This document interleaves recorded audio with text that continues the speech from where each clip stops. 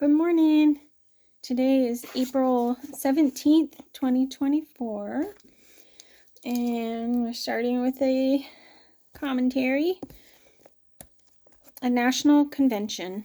In his last years as king, David moves to provide a smooth transition of government from himself to Solomon. Realizing Solomon's youth and inexperience, David takes great pains to reorganize his governmental officials and religious leaders. Once the necessary appointments are settled, David calls all the leaders together for a national convention, where he addresses them regarding the need for unity and mutual support, particularly in the building of the temple. At both the beginning and the end of the convention, Solomon is presented as the king designate to follow his father on the royal throne. 1 Chronicles 23, verse 1. When David was old and full of years, he also gathered together all the leaders of Israel, as well as the priests and Levites. The Levites, 30 years old or more, were counted, and the total number of men was 38,000. David said, "Of these, 24,000 are to supervise the work of the temple of the Lord, and 6,000 are to be officials and judges. 4,000 are to be gatekeepers, and 4,000 are to praise the Lord with the musical instruments I have provided for that purpose." David divided the Levites into groups corresponding to the sons of Levi: Gershon, Kohath, and Merari. Belonging to the Gershonites, Ladan and Shimei. The sons of Ladan, Jehiel the first, Zetham and Joel, 3 in all. The sons of Shimei, Shelomoth, Haziel, and Haran, 3 in all. These were the heads of the families of Ladan. And the sons of Shimei, Jahath, Ziza, Jeush, and Beriah. These were the sons of Shimei, 4 in all. Jahath was the first, and Ziza the second. But Jeush and Beriah did not have many sons, so they were counted as one family with one assignment. The sons of Kohath, Amram, Izhar, Hebron, and Uzziel, 4 in all. The sons of Amram, Aaron and Moses. Aaron was set apart, he and his descendants forever, to consecrate the most holy things, to offer sacrifices before the Lord, to minister before him, and to pronounce blessings in his name forever. The sons of Moses, the man of God, were counted as part of the tribe of Levi. The sons of Moses, Gershom and Eleazar. The descendants of Gershom, Shubael was the first. The descendants of Eleazar, Rehabiah was the first. Eleazar had no other sons, but the sons of Rehabiah were very numerous. The sons of Izhar, Shelomith was the first. The sons of Hebron, Jeriah the first, Amariah the second, Jahaziel the third, and Jekameam the fourth. The sons of Uzziel, Micah the first, and Ishiah the second. The sons of Merari, Mali and Mushi. The sons of Mali, Eleazar and Kish. Eleazar died without having sons. He had only daughters. Their cousins, the sons of Kish, married them. The sons of Mushi, Mali, Eder, and Jeremoth, 3 in all. These were the descendants of Levi by their families, the heads of families as they were registered under their names and counted individually, that is, the workers 20 years old or more who served in the temple of the Lord. For David had said, "Since the Lord, the God of Israel, has granted rest to his people and has come to dwell in Jerusalem forever, the Levites no longer need to carry the tabernacle or any of the articles used in its service." According to the last instructions of David, the Levites were counted from those 20 years old or more. The duty of the Levites was to help Aaron's descendants in the service of the temple of the Lord, to be in charge of the courtyards, the side rooms, the purification of all sacred things, and the performance of other duties at the house of God. They were in charge of the bread set out on the table, the flour for the grain offerings, the unleavened wafers, the baking and the mixing, and all measurements of quantity and size. They were also to stand every morning to thank and praise the Lord. They were to do the same in the evening, and whenever burnt offerings were presented to the Lord on Sabbaths, and at new moon festivals, and at appointed feasts. They were to serve before the Lord regularly in the proper number and in the way prescribed for them. And so the Levites carried out their responsibilities for the tent of meeting, for the holy place, and, under their brothers, the descendants of Aaron, for the service of the temple of the Lord. They also cast lots, just as their brothers, the descendants of Aaron, did, in the presence of King David and of Zadok, Ahimelech, and the heads of families of the priests and of the Levites. The families of the oldest brother were treated the same as those of the youngest. These were the divisions of the sons of Aaron. The sons of Aaron were Nadab, Abihu, Eleazar, and Ithamar. But Nadab and Abihu died before their father did, and they had no sons. So Eleazar and Ithamar served as the priests. With the help of Zadok, a descendant of Eleazar, and Ahimelech, a descendant of Ithamar, David separated them into divisions for their appointed order of ministering. A large number of leaders were found among Eleazar's descendants than among Ithamar's, a larger number. And they were divided accordingly: 16 heads of families from Eleazar's descendants, and 8 heads of families from Ithamar's descendants. They divided them impartially by drawing lots, for there were officials of the sanctuary and officials of God among the descendants of both Eleazar and Ithamar.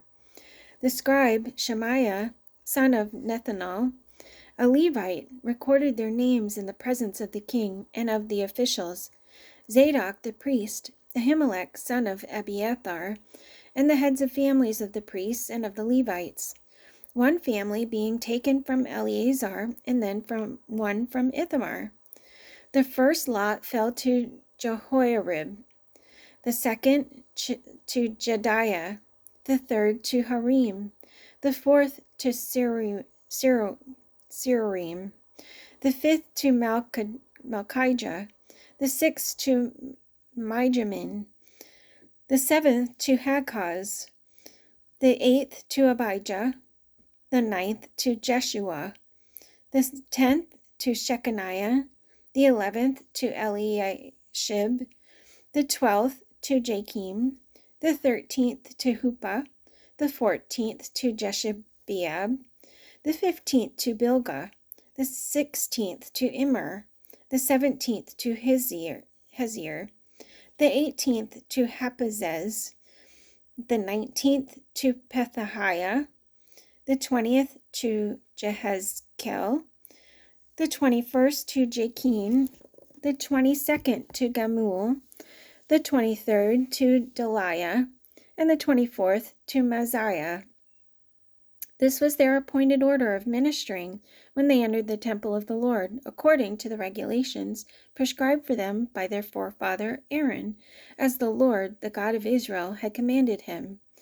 David, together with the commanders of the army, set apart some of the sons of Asaph, Heman, and Jeduthun, for the ministry of prophesying, accompanied by harps, lyres, and cymbals. Here is the list of men who performed this service. From the sons of Asaph, Zakur, Joseph, Nethaniah, and Azarellah. The sons of Asaph were under the supervision of Asaph, who prophesied under the king's supervision. As for Jethunun, from his sons, Gedaliah, Zeri, Jeshiah, Shimei, Hashabiah, and Mattathiah, 6 in all, under the supervision of their father Jeduthun, who prophesied using the harp in thanking and praising the Lord.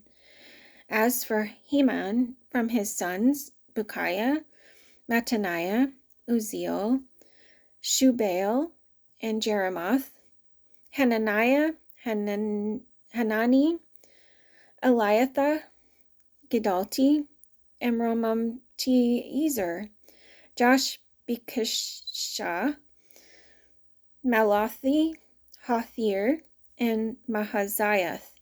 All these were sons of Heman, the king's seer. They were given him through the promises of God to exalt him. God gave Heman 14 sons and 3 daughters.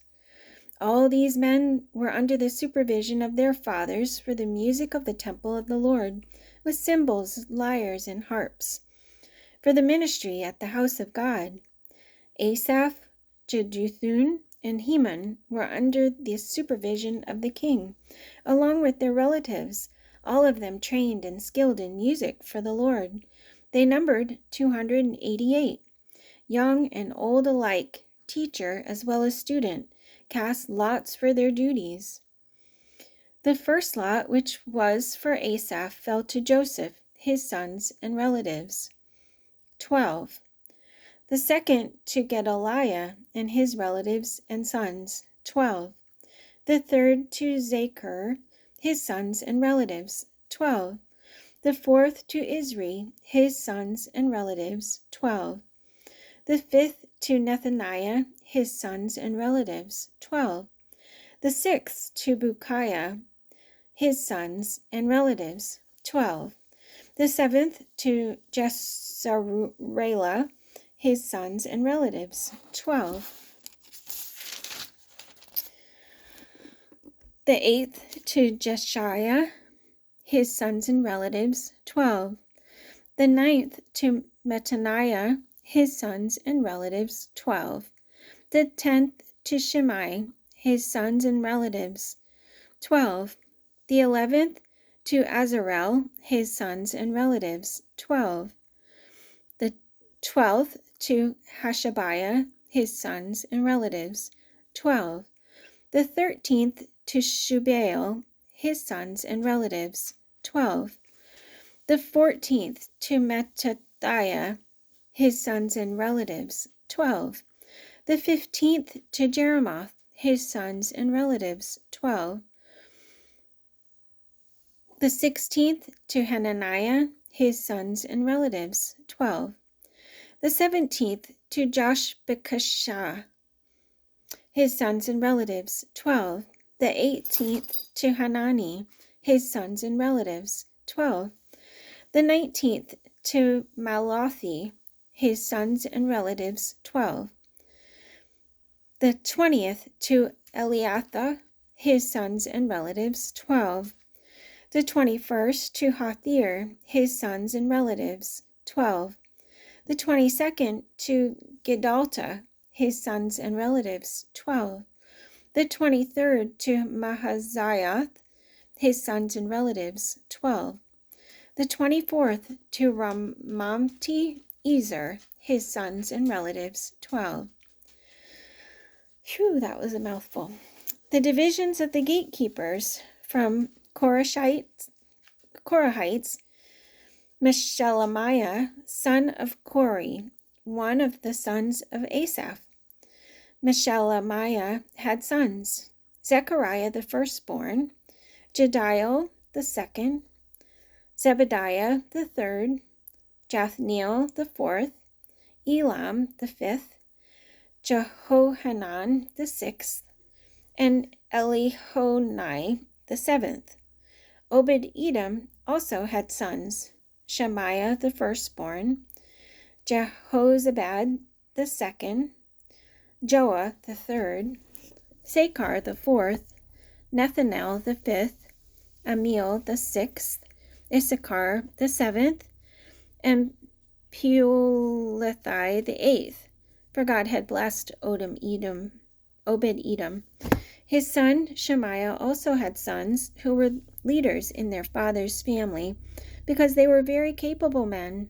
The sons of Shemaiah: Othni, Raphael, Obed, and Elzabad. His relatives Elihu and Semachiah were also able men. All these were descendants of Obed-Edom. They and their sons and their relatives were capable men with the strength to do work. Descendants of Obed-Edom, 62 in all. Meshelemiah had sons and relatives who were able men, 18 in all. Hosa the Merarite had sons. Shimri the first, although he was not the firstborn, his father had appointed him the first. Hilkiah the second, Tabaliah the third, and Zechariah the fourth. The sons and relatives of Hosa were 13 in all. That's it for today. See you tomorrow.